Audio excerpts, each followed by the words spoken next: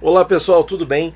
Vamos ver então uma bela partida do Capablanca no torneio de Carlsbad em 1929 contra Becker. Capablanca de brancas. A partida começa com D4, D5, C4, E6, gambito da dama recusado, cavalo F3, cavalo D7. Um movimento mais raro dentro do sistema ortodoxo. Cavalo C3, cavalo de G para F6, bispo F4. Bispo F4, um lance não muito comum na época.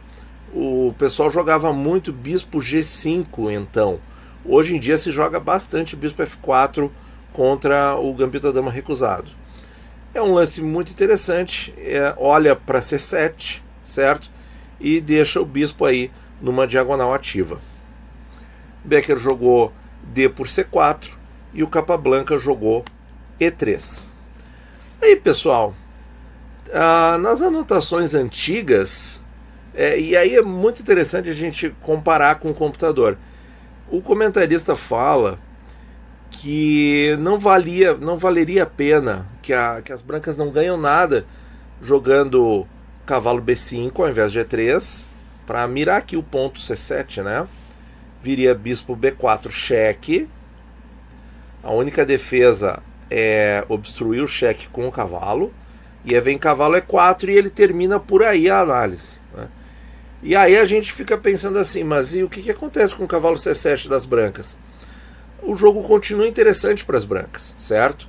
Então esse comentário não é muito preciso, né? O computador vem trazer a realidade aí de alguns comentários. Por exemplo, viria rei F8, cavalo por A8, dama F6, tá? E aí com vantagem para as brancas, certo?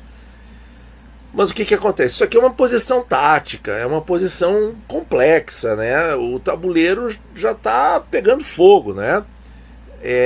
Tem um erro aqui, daqui a pouco vem um checkmate, né? Se, por exemplo, se a branca tira o bispo por uma casa errada, vem dama por F2.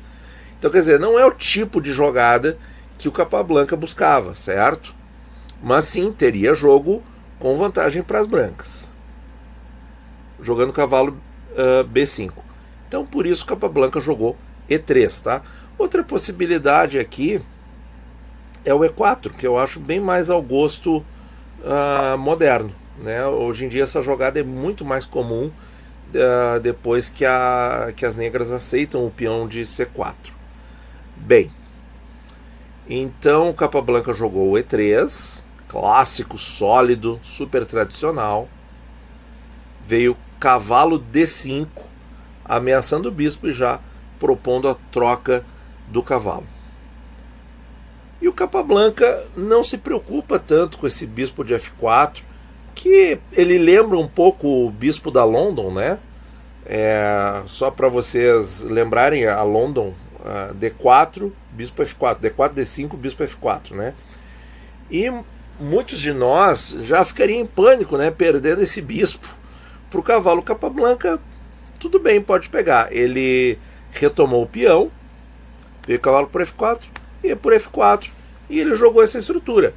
Quer dizer, um peão isolado, mas olha aí, ó, jogo muito mais aberto, muito mais desenvolvido. Daqui a pouco o rei vai rocar e tá tudo bem na posição, certo?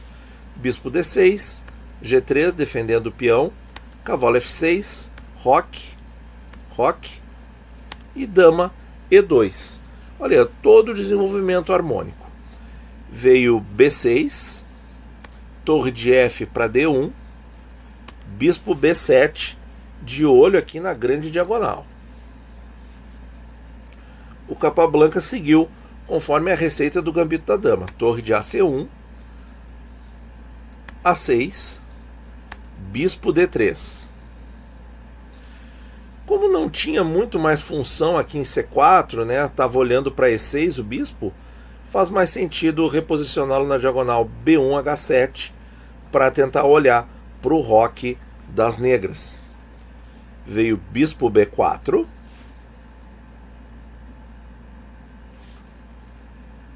cavalo E4, esse bispo não cravou absolutamente nada. E aqui a gente vê já uma possibilidade de simplificação grande da posição, que o Becker não aceitou, certo? Como é que ficaria essa simplificação?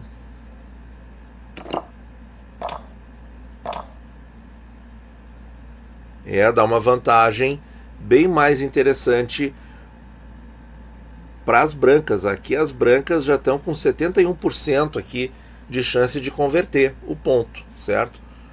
Contra aqui o lance que ele jogou, que foi dama D5.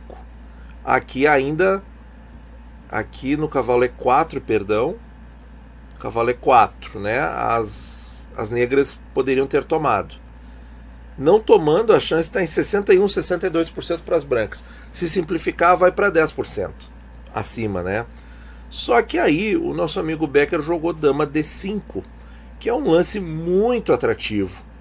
Muito atrativo, porque olha só, parece que ocupa a grande diagonal, que são casas fracas aqui para as brancas, né? Mas aí que tá, né, pessoal? A gente também tem que pensar o seguinte: se a jogada que o adversário faz, vamos nos colocar na pele do adversário, ele faz uma ameaça aqui, ocupa essa diagonal que é uma diagonal importante, que parece que tem muita casa fraca. Mas se essa ameaça é facilmente defensável, não faz muito sentido executar essa ameaça, certo? E o pior é que o Capablanca tem um lance muito natural para defender essa ameaça, qual seja cavalo G5. Cavalo G5, certo? Nós temos aqui 1, 2, 3 peças atacando o ponto E4, 1, 2, 3 peças agora defendendo esse cavalo, o cavalo de F, porque se coloca o outro cavalo, aí a coisa já pode ficar um pouco tensa, né? Porque aqui, por exemplo, aqui joga H6, ó, e já está em vantagem para as negras. Então, cavalo de F para G5. Bom, agora, pessoal, nós temos aí uma ameaça interessante. Nós temos a ameaça de trocar os cavalos e colocar o bispo em E4. Então, por exemplo, aqui, ó, vamos supor um lance aleatório. A5, né? Aí joga ali, ó, cavalo por F6, cheque, toma. E até o computador ele nem dá bispo E4 aqui, mas bispo E4 também é vencedor. Ele dá bispo por H7. Vamos sobrescrever aqui. Joga rei G7 e tem um ataque aí vitorioso. Claro, tem mate em 1 aqui, tem que ter muito cuidado com o ponto G2, mas as brancas aqui agora voltaria, né? Aqui estão bem melhores e vai cair o bispo lá em B7. Bom, então pessoal, olha só, voltando aqui, o que o Becker fez? Depois de cavalo de F G5, ele defendeu essa ameaça com o cavalo E8. Agora não troca mais cavalo.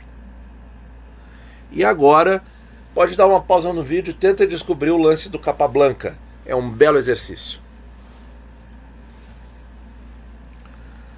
Muito bem, pessoal. Parabéns se você acertou. Cavalo por H7. Cavalo por H7, olha só. Esse lance já impõe uma ameaça ali à torre. E o rei não pode capturar. Se capturar, vai perder rápido. Olha aí, ó, certo? Cavalo cheque.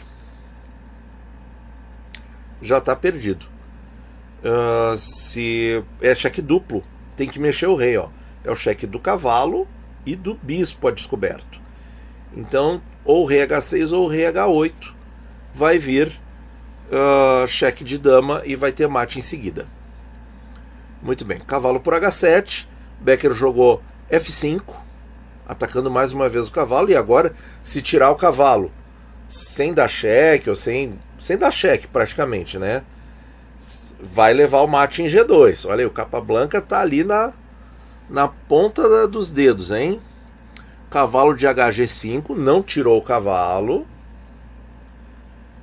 E agora, o que aconteceu? Negras abandonam. Negras abandonam. Aqui o Becker já não viu mais solução. Vamos ver como é que poderia ter seguido. Se negras tomam aqui em E4, aí que tá. Outra questão, pessoal. Aqui o comentarista do passado dá pra gente dama H5. Só que dama H5 perde para cavalo F6. Certo? E agora quem está na vantagem são as negras. Então, com certeza, o que o Becker pensou lá se tomasse o cavalo? Se tomasse o cavalo, o lance correto é bispo por E4, e agora sim as negras estão absolutamente perdidas, certo? Ou perde peça, ou vai levar mate em seguida com a dama agora sim entrando em H5, certo? Dá para ver bem essa diferença, né? Então, pessoal, às vezes uma única imprecisão, claro que o Capablanca jamais cometeria essa imprecisão de jogar a dama H5 aqui, mas qualquer um de nós cometeria. Então, e aí deixaria passar um arremate maravilhoso que é bispo por E4. Bom, pessoal, partida aí altamente instrutiva, e eu destaco os seguintes pontos aqui. É um gambito da dama recusado, um ortodoxo meio raro com bispo F4, e o Capablanca não se preocupou em perder esse bispo, certo? Ele procurou montar aí uma posição ativa, colocando as torres nas colunas preferidas no gambito da dama, que são a coluna C e D, e continuou jogando ativamente, mirando o flanco rei. E aí, com algumas imprecisões e alguns lances táticos, ele conseguiu converter o ponto, e aqui a situação do Becker já está completamente perdida. Tá certo, pessoal? Que bela partida, hein? Muito obrigado por ouvir e bons jogos a todos.